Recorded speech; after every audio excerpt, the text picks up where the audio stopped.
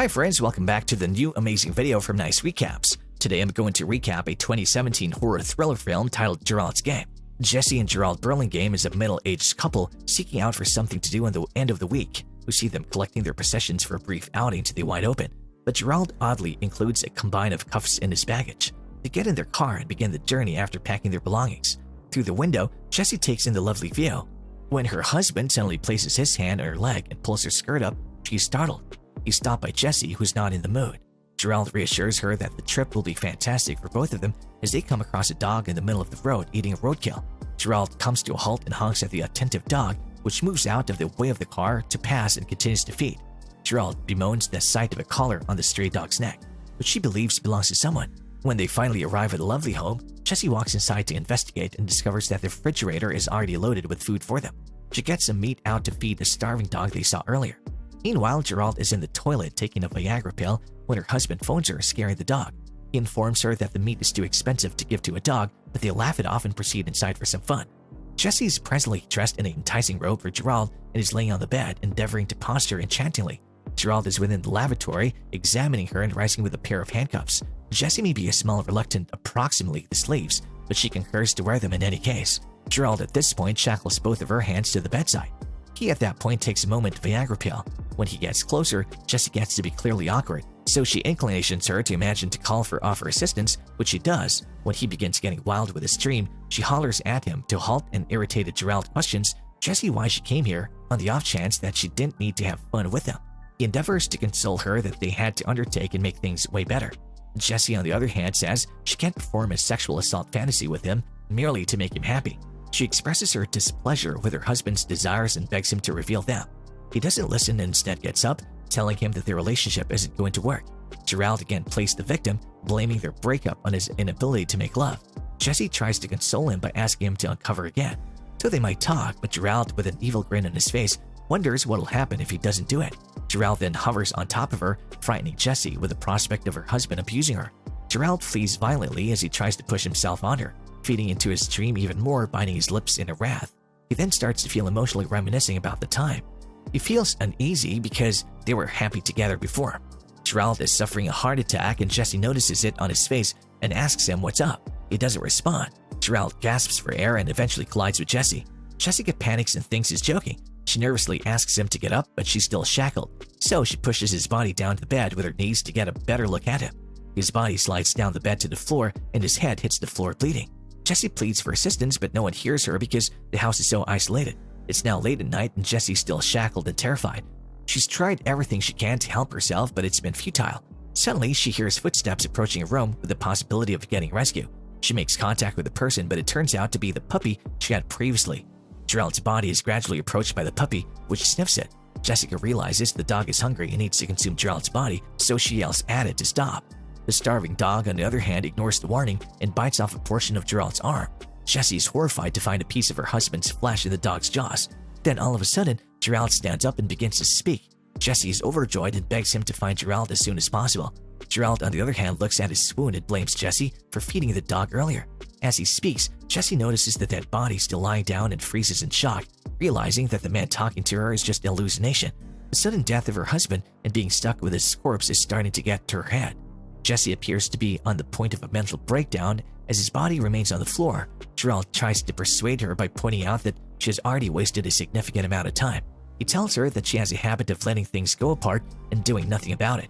He tells her that she needs to focus and take action right immediately, since no one will be able to help her anytime soon. Jessie tries to slowly get her hand out of the cuff.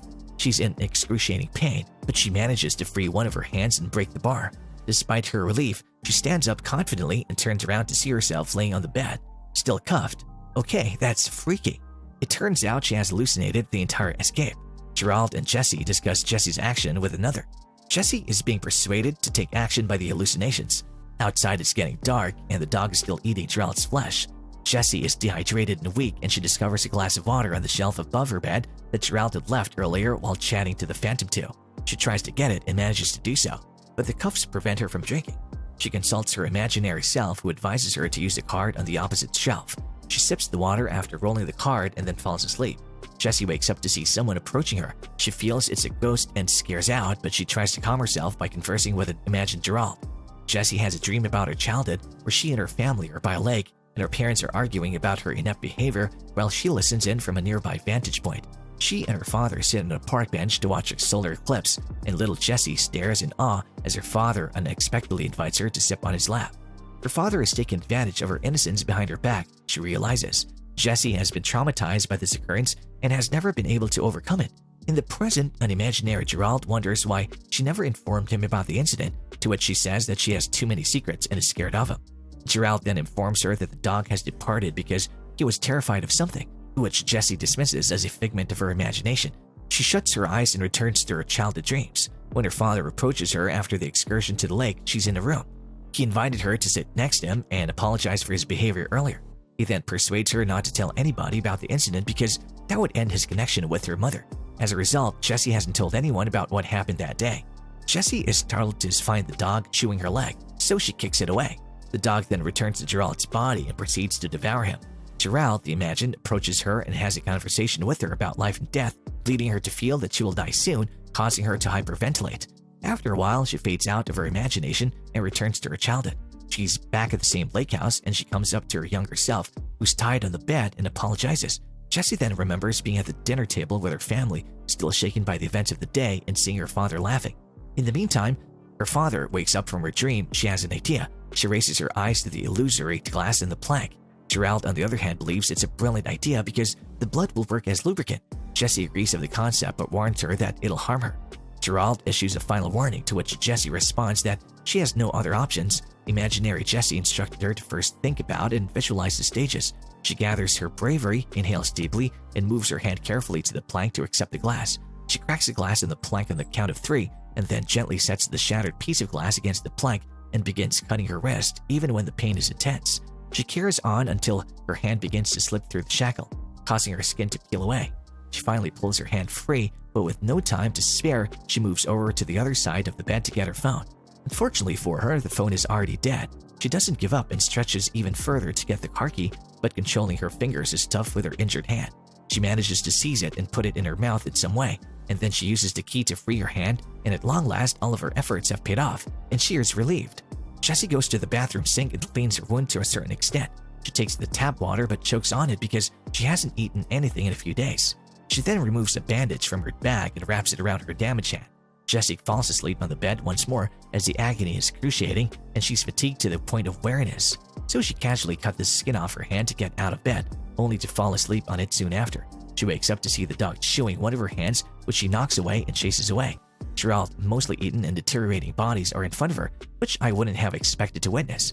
When she notices the dog staring at something, it becomes alarmed and flees the other room, believing that someone is in the house. She carefully approaches the door, horrified when she noticed a man standing in the doorway. It's the same ghost she had seen a few days before, who she was afraid would come to gather her if she didn't think about it. She removes her wedding ring and turns it over to the ghost, who keeps a close eye on it. She then drives away from the residence, oblivious to what has happened. She comes to a complete stop when she notices Gerald waving her goodbye. She keeps driving, but the agony in her palm is severe, and she falls asleep behind the wheel, colliding with a nearby tree. People from a nearby house hear the accident, and the lights switch on, giving Jessie hope for survival. She has blood flowing down her face and her head is busted open, but she's still conscious and alive. In the next scene, we see Jessie in her office shakingly bringing out a pen, her hand still covered in a glove and not yet recovered. As she writes with her damaged hand, the doctors have confirmed that Gerald's death was caused by a heart attack. Her life has returned to normal now that she has received her insurance money, yet every night before bed, she returns to the moment when she was confined and is tormented by the same question: where did her wedding ring go?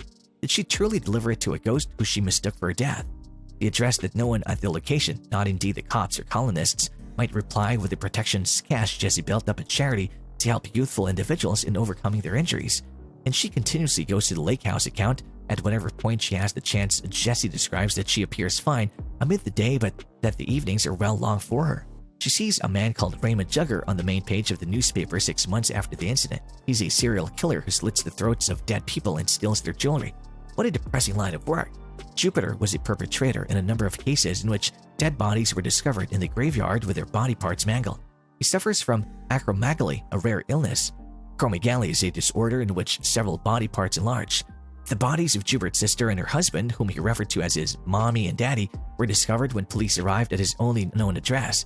He had both of them slain and skinned, as well as removing their bodily parts. And he was housed in more than 50 crates. Worse, he'd eaten some of Daddy's flesh that night, and the ghost Jesse had encountered was none other than Jupiter himself. He had the opportunity to kill her, but he chose not to. Jesse now has all of the information she needs. Jesse is now at the court where Jupiter's hearing is taking place, where the porter reads that the criminal has not spoken a single word since his arrest, but when she goes inside and confronts Jupiter, he stares at her in amazement and says she's not real, and both of them looked at each other face to face. Jesse sees her father and her husband and him, and she bravely says that he was much smaller than she remembers, having faced all of her fears. We hope you enjoyed our video for today. If you enjoyed this video, please hit the like button and subscribe to our channel to receive notifications of new and interesting videos.